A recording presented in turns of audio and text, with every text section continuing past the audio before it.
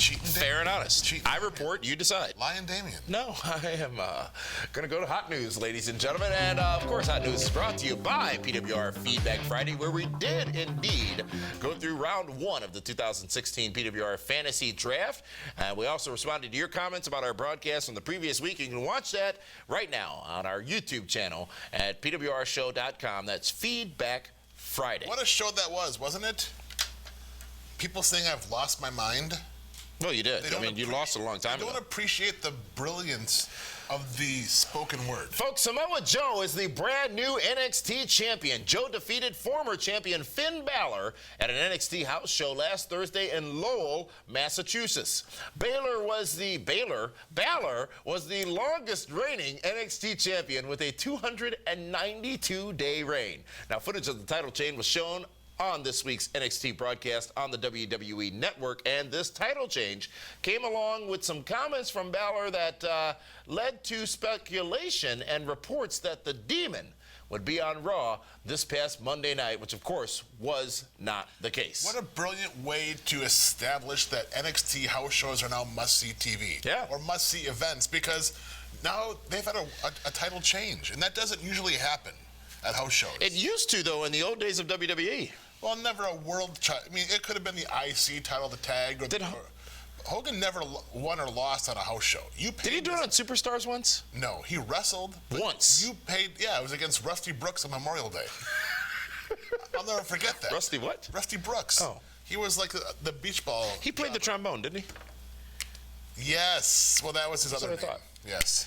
So, Samoa Joe's the champion. Yes. Surprising. Especially coming off a TakeOver Dallas where he didn't win the title. So, what do you think meant more to him? The TNA World title or NXT? NXT. Because more people Well, you know what? No, disregard. Samoa Joe was a TNA original. No, yeah. So I think winning that title when he did win it, basically. But I think when he won that title, that probably meant more to him at the time than now. Screw it, the NXT title means more. It does, doesn't it? Yeah. Well, he did it in Lowell, Massachusetts in front of a sold-out house. Well, how big was the house? Doesn't matter. Nobody, comparatively speaking, the other company wouldn't have. Well, they don't run house shows. They did at the time. Oh, yeah, but nobody showed. Folks, WWE announced that John Cena will be returning to. Those were malicious, hateful comments you just shared about the TNA you want to see continue, as you said yesterday on Feedback Friday. So because I speak the truth, they're mean and malicious? WWE announced that John Cena will be making America great again when he returns to WWE Raw on Memorial Day after a 5-month absence. John Cena, who was expected to be out for 6 to 9 months, tweeted recently that he is, quote-unquote, ready to go. Now, the Memorial Day episode of Raw typically suffers from low holiday ratings, so it will be interesting to see what the return of John Cena brings to the show. So, how great is that? Because, you know, I'm sure, much like myself, you'll be having the family barbecue that day, and then you guys will be talking about John Cena being back, and, you know, it'll be buzzworthy. It will be. What if he's a bad guy? Oh, come on. What if he joins the Bullet Club? John Cena's not going to be heel, not going to be a Bullet Club member. Can you imagine if he did? He's a good brother, you know. I'm sorry? He's a good brother. What does that mean? He's a good dude. He's one of the boys. Don't take it any other way than what it was meant to be. No, I did not understand what you were trying to do there. You never heard being called a good brother? No, I've heard being called good people, good person, good man, good soul, good human being. We need to do another Double D podcast. I need to smarten you up.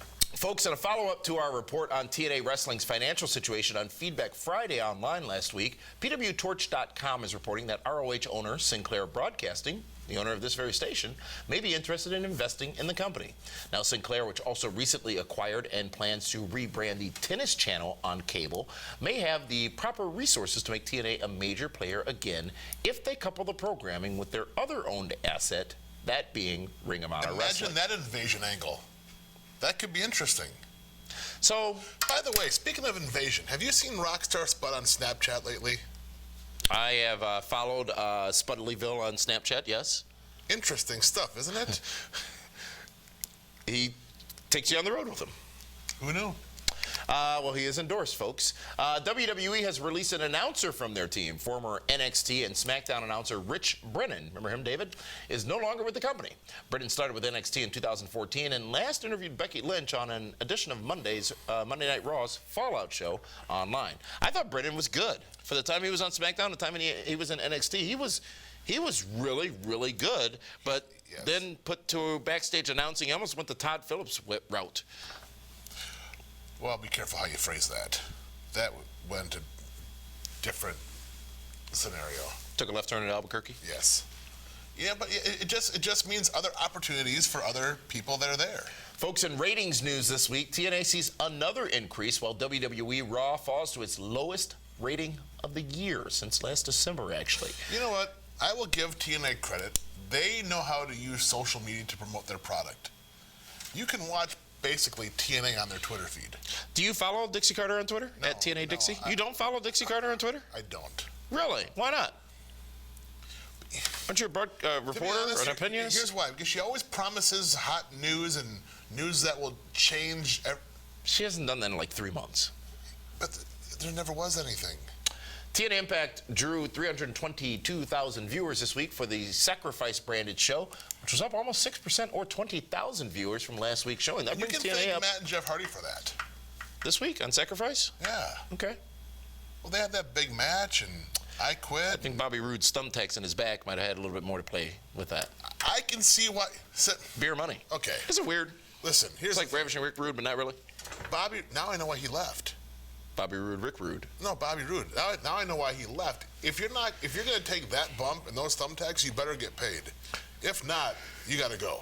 WWE Raw averaged 3.1 million viewers with a live show from Hartford, Connecticut, site of WrestleMania 11 this week. Down So it's another. safe to say that TNA draws 10% of a WWE audience. If you combine Raw, SmackDown, it's 5%. Down another 200,000 viewers from last week. It's a total of 400,000 viewers down since the post-Mania And Raw. I find that interesting because if you think about it, Raw has been heavy Ambrose, AJ, Owens, They're rebuilding. Sami Zayn, all the darlings.